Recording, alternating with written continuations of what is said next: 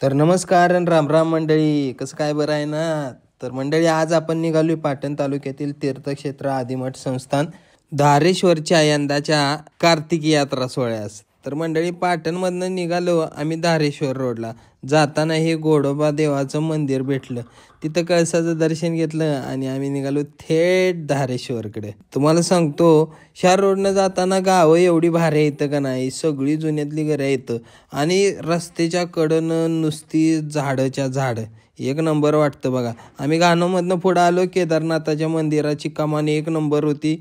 मंदिराच्या कळसाचं दर्शन घेतलं आणि आम्ही परत रस्त्यानं सरळ निघालो. धारेश्वरकडे जाताना तुम्ही चापोली मार्गे येत असाल तर या घाटातनं सावकाश बरं का मंडळी, कारण की घाट रस्ता म्हणल्यावर डेंजर असते. आमच्या तालुक्यात सगळीकडे नुसताच डोंगर आणि ही बघा सावली देणारं भलं मोठं झाड. तर मंडळी, आम्ही रस्त्यानं जात असताना लहान लहान पोरं बी यात्रेला निघालेली. लहानपण आठवलं, लहानपणी आम्ही पण असं बनी भावंड मिळून यात्रेला जायचो. आज हाताखाली गाड्या आल्या, पण लहानपणाची ती मजाच आयुष्यातनं निघून गेल्या. तर मंडळी, वरनं येतो ते मराठवाडीकडनं रोड येतो आणि ह्यो इकडे जातो ते धारेश्वरला जातो. इथनं धारेश्वर फक्त 1 किलोमीटर. रस्त्यानं जाताना बरीचशी कुटुंब पण चालत येत होती. आणि हे बघा, फायनली आपण पोहोचलो धारेश्वरला. तर इथं नुसत्या गाड्याच गाड्या, म्हणजे यात्रेला भरपूर गर्दी होती. आणि हे बघा, खेळणीवाली दुकानं पण भरपूर लागलेली. तर जिकडं बघावं तिकडं दुकानच नुसती संध्याकाळची. आणि हे आबा बघा जिलेबी तळत होतं. आणि फायनली हे बघा, आपण पोचलो धारेश्वर जवळ. तर मंडळी, इथं आल्यावर बरीचशी आपल्याला फॅन मंडळी तायड्या भेटल्या. आजचा दिवस आमच्यासाठी लय खास होता, कारण की या आनंद सोहळ्याप्रसंगी तीर्थक्षेत्र आदिमठ संस्था धारेश्वरचे मठाधिपती डॉक्टर निळकंठ शिवाचार्य धारेश्वर महाराज यांच्याकडून स्वप्नीला मला गुरुप्रसाद मिळाला, त्यांचं कृपा आशीर्वाद मिळालं. तर मंडळी, आपण आता संपूर्ण तीर्थक्षेत्र धारेश्वराचं दर्शन करून घेऊया.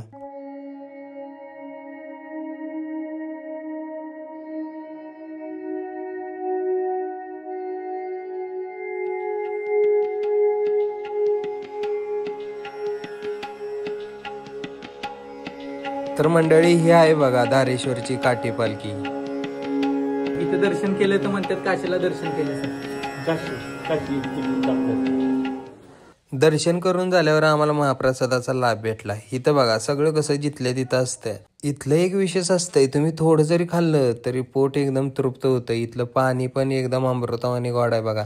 आणि हे बघा, हे अर्जुन दादाचं भाव आहे. इथं अर्जुन दादा आणि या दोघांनी आम्हाला भरपूर सेवा दिली, त्यामुळे त्यांचं मानावं तेवढं आभार कमीच. दर्शन झाल्यावर निघालो आम्ही मराठवाडीला अर्जुन दादाच्या घरी. अर्जुन दादानंच आम्हाला धारेश्वरच्या काठी पालखी यात्रा सोहळ्याचा व्हिडिओ बनवायला सांगितलेला. आणि मग आम्ही फायनली पोहोचलो मराठवाडीमध्ये.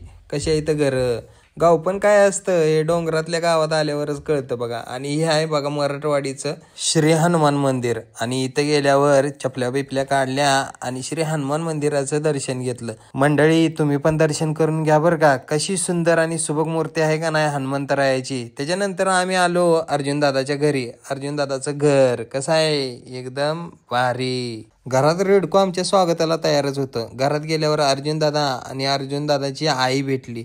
आई म्हणजे मायाळूच होती बघा. आणि अर्जुन दादाच्या आईनं स्वप्नीला हळदी कुंकू लावलं, तिची ओटी भरली. नको नको म्हटलं तरी पाहुणचार गावाकडं आपला असतोच. आणि हो, ही माया लावणारी पिढी हिथनं पुढं बघायला भेटेल का नाही माहिती नाही. माऊली लय भारी होत्या बघा, लय भारी गप्पा बिप्पा मारल्या आणि आमचा चांगला पाहुणचार पण झाला.